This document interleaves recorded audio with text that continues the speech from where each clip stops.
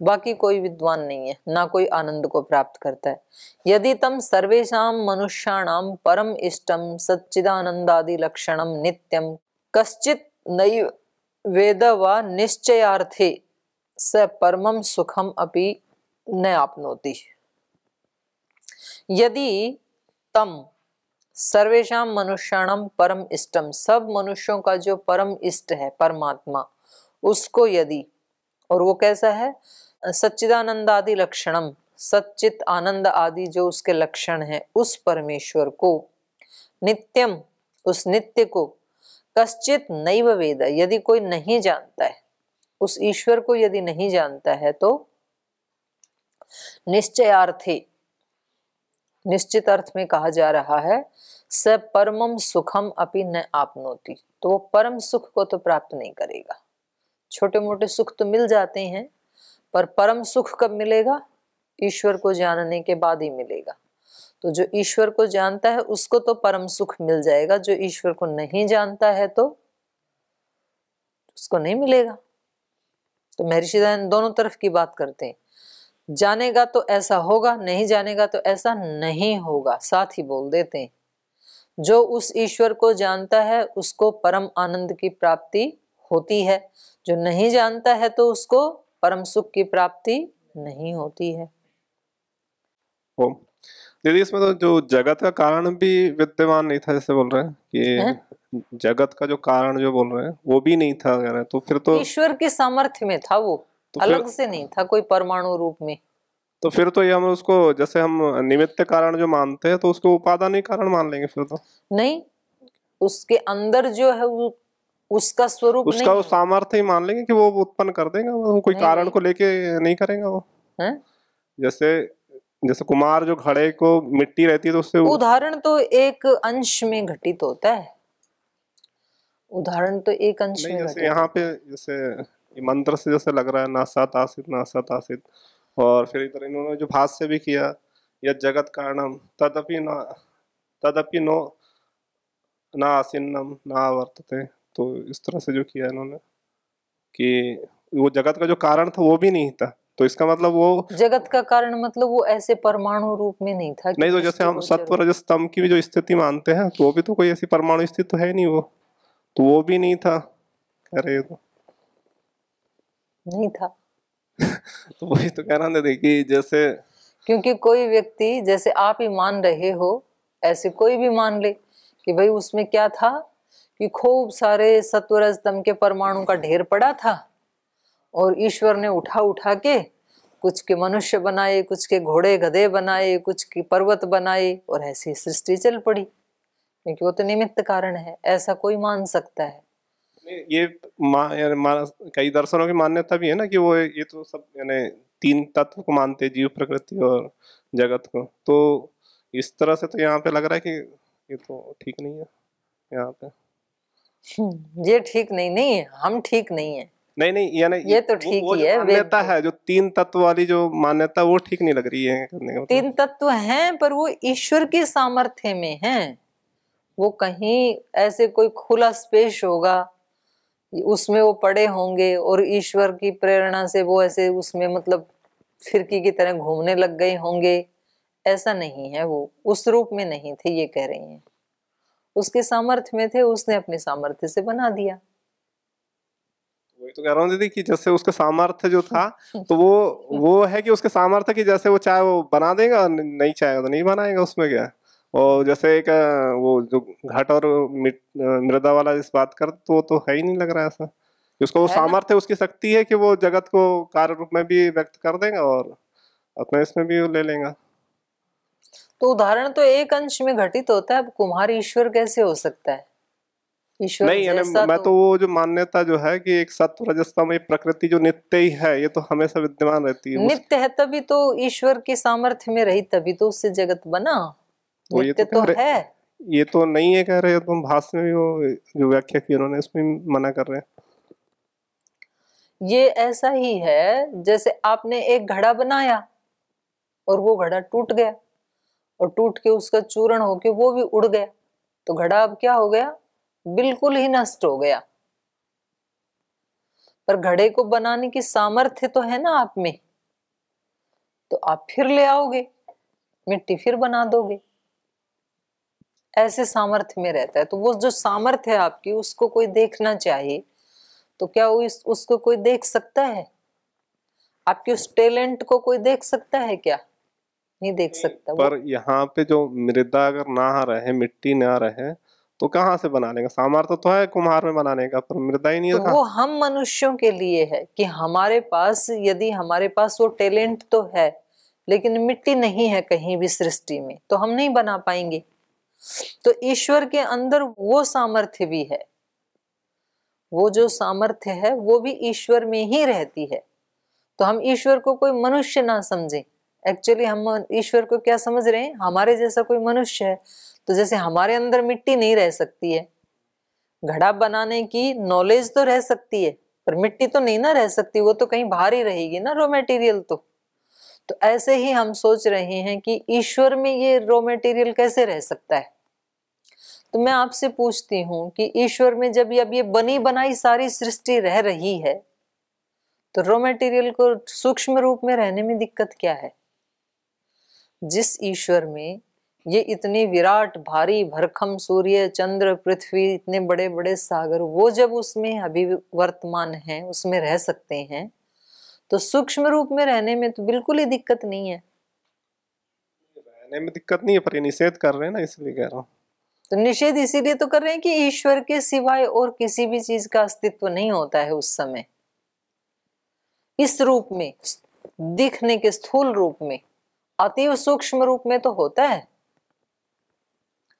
जैसे इस समय दिख रही है ना, अभी ईश्वर में है, लेकिन दृष्टिगोचर तो हो रही है अभी, लेकिन उस समय में ऐसे दृष्टिगोचर होने के लिए कुछ भी नहीं मिलेगा आपको। इसमें यदि उपादान कारण मान लेंगे तो क्या दिक्कत होगी तुम्हें? किसको? परमात्मा को। तो वो तो पूरा वेदांत में चला ही है। उपादान कारण मानोगे तो उसमें क्या क्या दोष आएंगे, कितना लंबा प्रसंग, पूरा वेदांत इसी पे तो चलता है। तो उसमें तो दो मान्यता भी है, दो तीन मान्यता अलग अलग है ना ना, तो वो सारे दोष आएंगे। सांख्य में भी है, वेदांत में भी है। इसके अनुसार तो यानी जो कह रहे हैं उनकी कुछ जो मानते हैं वो भी सही है, न माने वो भी ठीक है, दोस्त आ सकते हैं। ईश्वर उपादान कारण है नहीं ना, क्योंकि ईश्वर अगर उपादान कारण मानेंगे तो ईश्वर भी अनित्य हो जाएगा। सामर्थ्य को लेके अगर उसको सामर्थ्य है उसका कि वो उत्पत्ति कर देगा, सामर्थ्य बिना है, कारण पर के भी उसका कर देगा। स्वरूप यदि मानोगे तो अनित्य नहीं हो जाएगा ईश्वर? ये तो नष्ट हो जाती है, तो ईश्वर भी नष्ट हो गया इतने रूप ना में। ना, उसके वो सामर्थ्य कि वो जगत को उत्पन्न कर देंगे बिना कारण के भी, ये कहने का मतलब। बिना कारण के कार्य नहीं होता है, ये सिद्धांत भी तो ईश्वर को स्थापित करना है ना, क्योंकि फिर तो कुछ भी सृष्टि में होने लगेगा और जो भी होगा बोले वो ईश्वर ने कर दिया। तो सिद्धांत तो ईश्वर ने जो वेद में सिद्धांत खुद बनाए हैं, तो उनका संरक्षण खुद को भी तो करना पड़ेगा कि नहीं करना पड़ेगा? महाराज जी बोलते हैं सब योग करो और खुद करे नहीं, तो खुद को भी योग करना पड़ेगा कि नहीं? खुद को भी करना पड़ेगा, तभी तो ये प्रतिष्ठापित होगा योग, तभी तो सब करेंगे। तो ईश्वर ने जो सिद्धांत बनाए हैं सृष्टि में कि बिना कारण के कार्य नहीं होता है, तो उसका अनुपालन खुद को भी तो करना पड़ेगा। तो वो ईश्वर की सामर्थ्य में तो रहता है, पर अतीव सूक्ष्म रूप में रहता है। तो देखने के लिए ऐसे कुछ भी नहीं मिलेगा उस समय, और कोई देखने वाला भी नहीं है। देखेगा कौन उसको? आपको क्या लगता है कि आप उस समय देख लोगे कि ये बजरी पड़ी है, ये सत्वरज तम के परमाणु का ढेर पड़ा हुआ है, इसे देखेगा कौन उसको? तो सब कुछ उसी के सामर्थ्य में ही रहता है। तो अगर अब हमें इस कक्षा में ही पढ़ते पढ़ते सारी चीजें 100% स्पष्ट हो जाएं, तो साधना की कोई जरूरत ही नहीं है ना फिर। तो इससे आगे का जो सूक्ष्म इसका भाग है, ये तो स्थूल भाग है ना, वो तो फिर अंदर समाधि लगाने पे पता लगेगा आपको। मूल प्रकृति क्या है, उसका स्वभाव क्या है, प्रलय क्या है। ओम दीदी। दीदी चाहे सूक्ष्म रूप में मान लिया, मतलब दो चीजें अलग अलग तो मान ही ली, एक ईश्वर और ईश्वर की सामर्थ्य। जैसे पतंजलि योगपीठ महाराज जी का जैसे सामर्थ्य ऐसे कर लेते हैं, ईश्वर का सामर्थ्य और जो बाकी चीजें सूक्ष्म रूप में प्रकृति, दो चीजें अलग अलग हो गई। हाँ, तो वही इसका सर्वाध्यक्ष है, परमेश्वर ही। हे मित्र, हे जीव, तम यो वेद स विद्वान परम आनंदम आपनोति। इसको जो जानता है वही विद्वान है, वही परम आनंद को प्राप्त करता है। यदि तम सर्वेषां मनुष्याणाम परम इष्टम, यदि उसको सर्वेषां मनुष्याणाम परम इष्टम परमेश्वरम सच्चिदानंदादि लक्षणम नित्यम कश्चित नैव वेद, यदि उसको कोई नहीं जानता है, और नैव वेद व निश्चयार्थी, ये नैव एव लगा दिया ना, तो ये निश्चित अर्थ में है, अर्थात निश्चित रूप से यदि कोई उसको नहीं जानता है तो परमम सुखम अपि न आपनोति, वह परम सुख को प्राप्त नहीं कर सकता है। तो निश्चित कर दिया ये परम सुख को कौन प्राप्त करेगा, जो उसको जानेगा। जो उसको नहीं जानेगा वो परम सुख को तो प्राप्त नहीं कर सकता, बाकी छोटे मोटे सुख को प्राप्त कर सकता है। सृष्टि की रचना कैसे हुई, उसी से संबंधित एक और प्रमाण दे रहे हैं ऋग्वेद का। एक तो ये प्रमाण था नासदीय सूक्त, एक और प्रमाण दे रहे हैं। हिरण्यगर्भः समवर्तताग्रे भूतस्य जातः पतिरेक आसीत् सदाधार पृथिवीं द्यामुतेमां कस्मै देवाय हविषा विधेम। ये मंत्र भी ऐसा ही वर्णन कर रहा है। ये क्या कह रहे हैं, अग्रे, अग्रे माने सृष्टि है प्राक, सृष्टि से पहले माने सृष्टि के आदि में। अग्रे माने सृष्टि है प्राक। हिरण्यगर्भः, ह को घ हो रहा है यहाँ पर। हिरण्यगर्भः परमेश्वरः जातस्य उत्पन्नस्य जगतः एक अद्वितीय पति एव समवर्तत। सृष्टि के आदि में हिरण्यगर्भः, हिरण्यगर्भ परमेश्वर का ही नाम है। हिरण्य है गर्भ में जिसके, ऐसा वो परमेश्वर। जातस्य, जातस्य माने उत्पन्नस्य जगतः एकः अद्वितीय, ये जो उत्पन्न हुआ है ये जगत, इसका एकमात्र स्वामी, एक अद्वितीय, दूसरा कोई था ही नहीं, ऐसा एकमात्र स्वामी समवर्तत था, वही सबसे पहला इसका स्वामी था। स पृथ्वीम आरभ्य द्युपर्यंतम सकलम जगत रचयित्वा दाधार धारितवान अस्ति। वो ही इस पृथ्वी से लेकर के, पृथ्वीम आरभ्य माने पृथ्वी से लेकर के, द्युपर्यंतम द्युलोक पर्यंत, पृथ्वी अंतरिक्ष द्युलोक। अब द्युलोक में तो सूर्य चंद्र बड़े बड़े कितने नक्षत्र, कितना भारी भरकम है द्युलोक। द्युलोक का मतलब एक चंद्रमा एक सूर्य थोड़े ही है, ऐसे ऐसे तो इस द्युलोक में असंख्य सूर्य हैं। तो इन सब को पृथ्वी से लेकर, तृण से लेकर,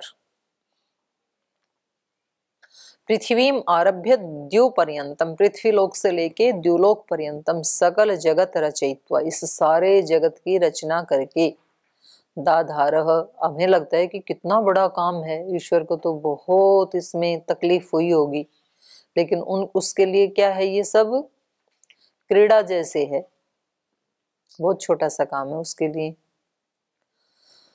तो इसको वो बनाता है, रचता है, और रचने के बाद धारित्वान अस्ति, अब धारण भी किया हुआ है, उसी के अंदर है, अभी भी बना बनाया भी।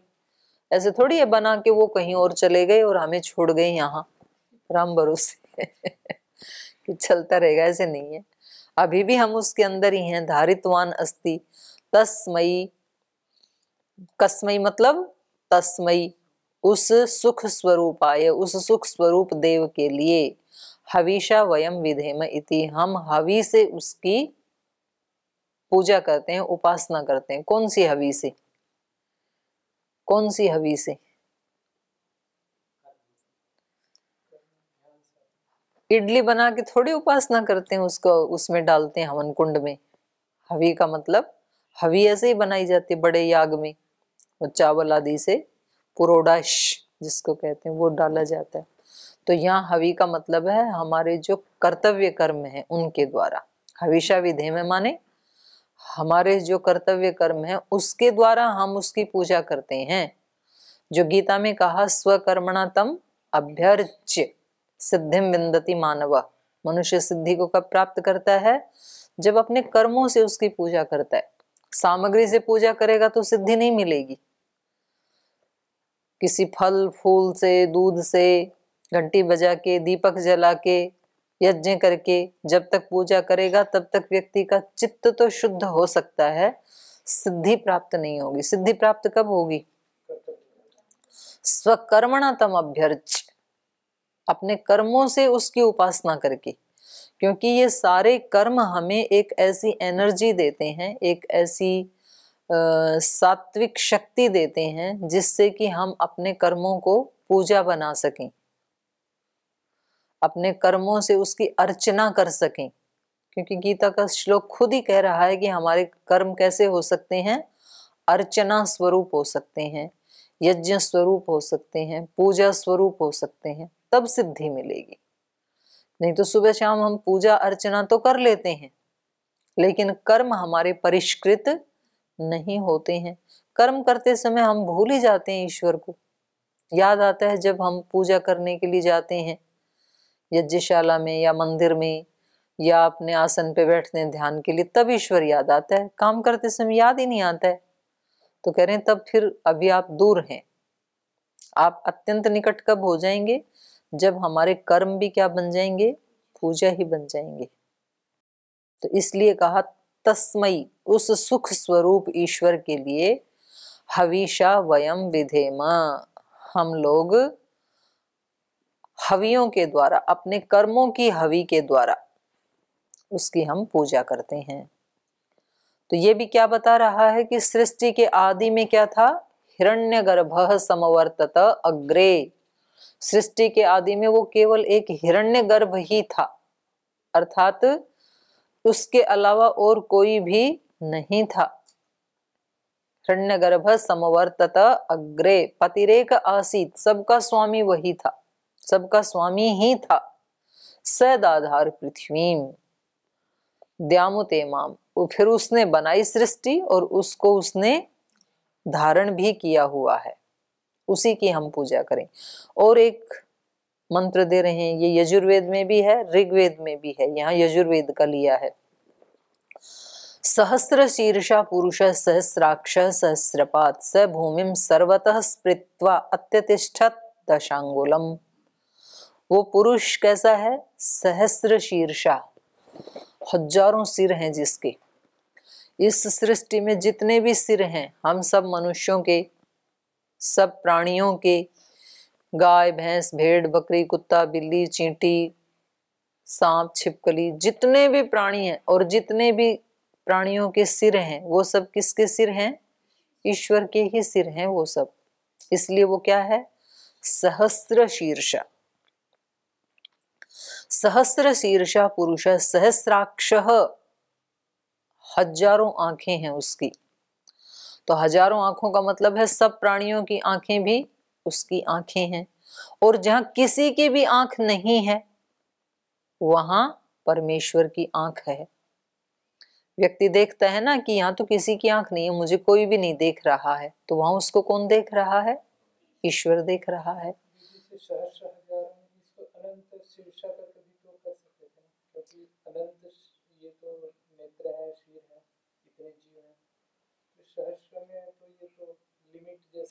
नहीं, लिमिट नहीं है, ये भाषा का सौंदर्य है अपना। भाषा में ऐसे बोला जाता है कि भाई यहाँ तो हजारों लोगों का कल्याण किया, तो वहां हजार का मतलब 1000 थोड़ी होता है। तो वो भाषा का सौंदर्य होता है शब्दों में अपना, है ना, क्या बोलना चाह रहे हैं। तो ये सहस्राक्ष का मतलब है कि उसकी हजारों आंखें माने अनंत आंखें हैं। तो जब हमें लगता है कि यहाँ किसी की भी आंख नहीं है, वहां परमेश्वर की आंख है। और हम अपने अंदर भी अपनी वाली आंखें तो हमने बंद कर ली, और फिर अंदर कहीं कोई, किसी को कोई प्रकाश दिखता है, किसी को कोरहा सा दिखता है, किसी को कोई कलर्स दिखते हैं, किसी को कोई आकृति दिखती है। मूर्ध ज्योतिषी सिद्ध दर्शनम, मूर्धा में संयम करने से, धारणा ध्यान समाधि लगाने से सिद्धों के दर्शन होते हैं। तो ये सब जो अंतः दर्शन है, ये किससे होते हैं? हमारी वाली आंख तो बंद है, तो कौन सी वाली आंख से हो रहे हैं? वो ईश्वर रूपी आंख से ही हो रहे हैं। एक सूक्ष्म आंख भी है, तो वो हम सबको देखती है। हम अपने अंदर क्या विचार करते हैं, क्या भाव रखते हैं, उसको कौन देखने वाला है? ईश्वर देखता है अंदर से। सहस्र शीर्षा सहस्राक्ष सहस्रपात, हजारों पैर हैं जिसके, तो पैर क्या काम करते हैं? चलने का। तो कहीं आप नदी नाले में, कहीं जंगल में, बियाबान में फंस गए और आप पुकारते हैं अपने माता पिता को, अपने मित्रों को, गुरुजनों को, तो उनको जाने में कितना टाइम लगेगा? या तो पैर से चल के जाएंगे, या तो गाड़ी से चल के जाएंगे, या तो फ्लाइट से जाएंगे, पर थोड़ा तो टाइम लगेगा ना वहां पहुंचने में। लेकिन ईश्वर को जब पुकारते हैं तो वो वहां विद्यमान ही होता है। कहीं भी पुकारो तो सब जगह उसके पैर हैं। तो इसलिए कहा सहस्रपात।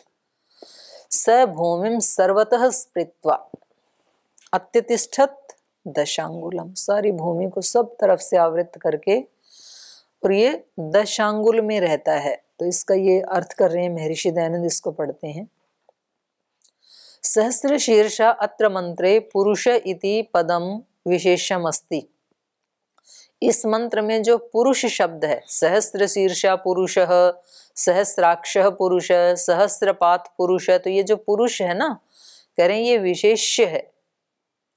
तो इसका विशेषण क्या है? ये सारे हैं। सहस्र शीर्षा, विशेष्य विशेषण दो होते हैं ना, तो कह रहे हैं इस मंत्र में अत्र मंत्रे पुरुष इति पदम, ये जो पुरुष पद है ये विशेषम अस्ति, ये विशेष्य है। और सहस्र शीर्षा इत्यादीनि विशेषणानि सन्ति, ये विशेषण है उसके।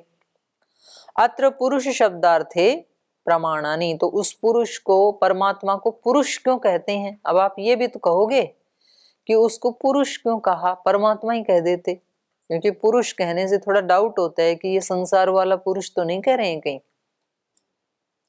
तो ये कह रहे हैं कि पुरुष क्यों कहा जाता है उसको, वो ये बता रहे हैं।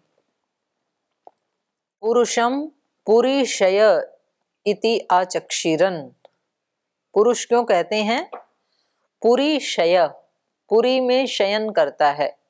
पुरी मतलब ये सारा संसार, ये सारा संसार ही पुरी है, और उसमें वो रहता है, शयन करता है, इसलिए उसको पुरुष कहते हैं।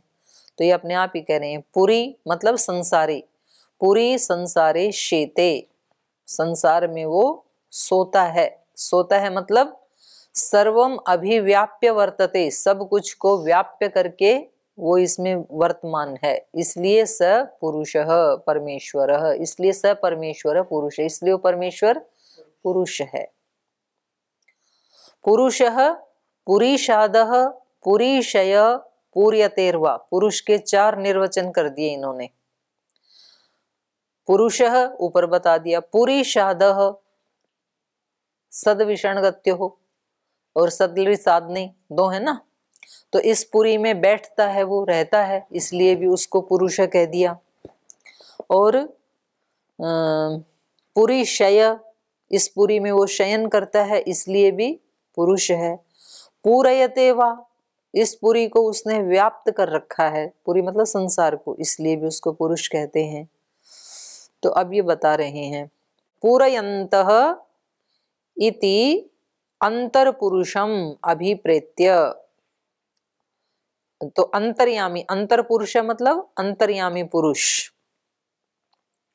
पूरयन्तः इति अंतर पुरुषम अभिप्रेत्य, अंतः पुरुष को अभिप्रेत करके, अर्थात यस्मात् परम न अपरम अस्ति, जिससे अलग कोई दूसरा नहीं है। किंचित यस्मात् न अणियो न ज्यायो अस्ति किंचित, ना तो उससे कोई सूक्ष्म है और ना तो उससे कोई महान है। कोई कितना सूक्ष्म हो सकता है, वो उससे भी ज्यादा सूक्ष्म है। और कोई वस्तु कितनी महान हो सकती है, परमात्मा उन सब से महान है। तो महान कहते ही हमारे सामने क्या आते हैं? सूर्य जैसे स्टार आदि आते हैं, या कोई हिमालय जैसे पर्वत आदि ये आते हैं, वो उनसे भी महान है। और सूक्ष्म कहने से हमारे सामने क्या आता है? अणु परमाणु वो परमाणु से भी सूक्ष्म है।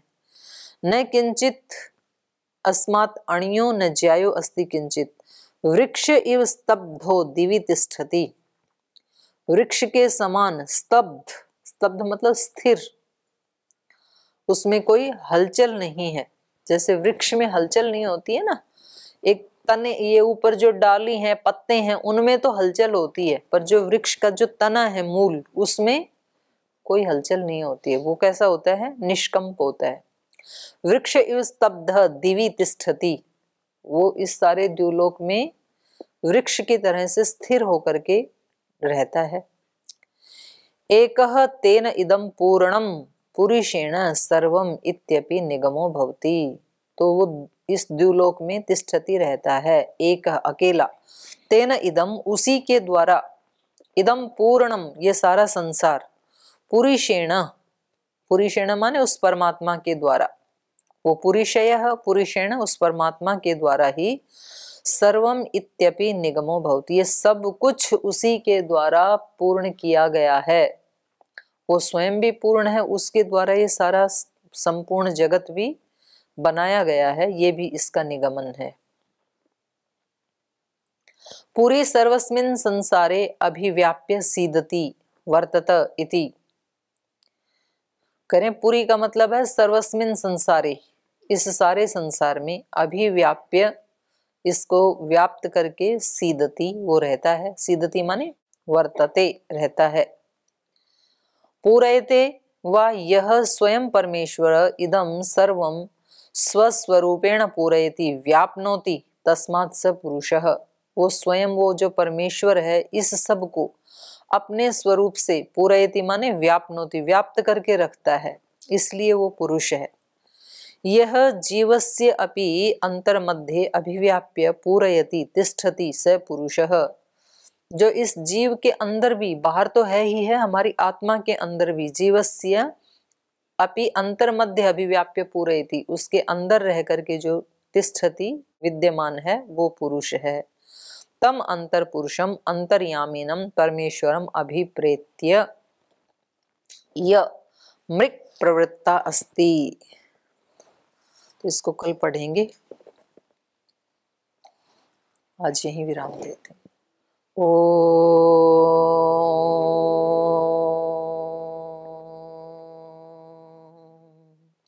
शांति शांति शांति। श्री गुरुभ्यो नमः।